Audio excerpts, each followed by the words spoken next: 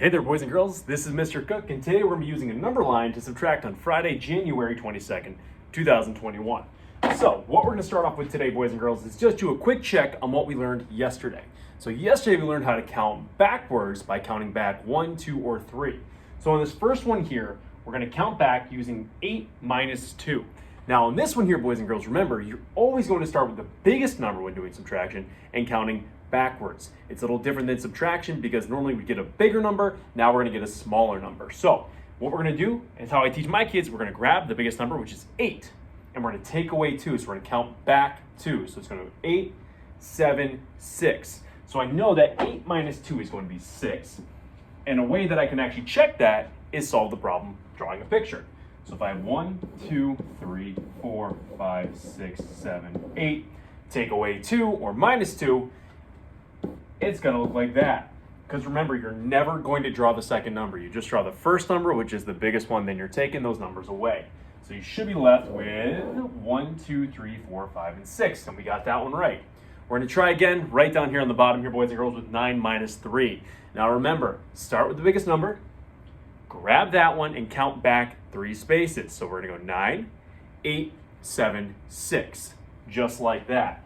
So 9 minus 3 equals 6. Again, if I want to show my work, we're going to draw the biggest number, which is 1, 2, 3, 4, 5, 6, 7, 8, 9, and then we're going to take 3 away. 1, 2, 3. And if we check that answer, we should have 1, 2, 3, 4, 5, and 6 on that one as well. So continue working on that count back method, boys and girls. It works really well when you're doing subtracting 1, 2, and 3, and it just makes things a lot easier. Now today we're going to use a number line on how to subtract. One thing that I do on my kids' number lines in my classroom is I go like this. I put a plus sign up top here and I put a minus sign right there. Because I know that when I'm going in that direction, I'm doing subtraction. When I'm going in this direction, I'm doing addition. It just helps them kind of see what they're doing and which number they're going to use and what equation they're going to be using for that one. So for example, let's start off by doing 7 minus 5 equals something.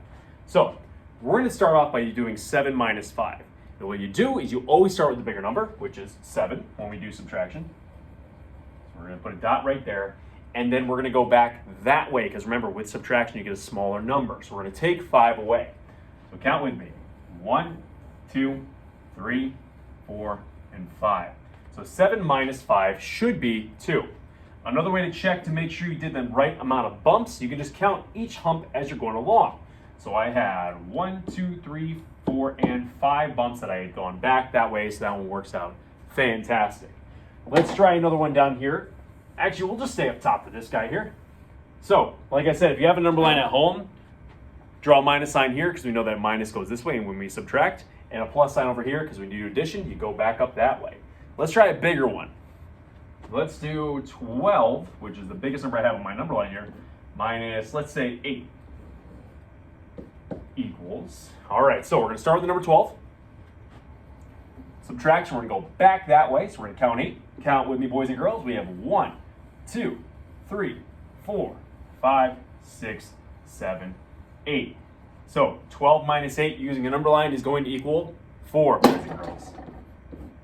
Awesome. Move on to the next guy right here. So we're going to do one guided practice here, boys and girls, and I'm going to let you guys get to it today. So for this one here, we're going to do 8 minus 2 using this one. Now, one strategy I could do is just do the count back method, or we can practice using our number line. So we're going to start with the number 8, and we're going to count back 2. 1, 2. That equals 6. Now remember, if you want to start off by putting this on your number line, it really helps you understand that you have minus going that way, plus going that way. Just make sure you guys understand that subtraction, you're going to get a lower number. Let's do one more. We're going to do 10 minus 3 here on the bottom. We start with 10, take away 3. 1, 2, 3. Our answer should be 7. Just like that. All right, so boys and girls, this is what you got going on today. Students at home, you're going to continue working on pages 287 to 290. If you want to be amazing and do some extra work there, which you're more than welcome to do, you can do pages 291 and 292. Good luck, boys and girls.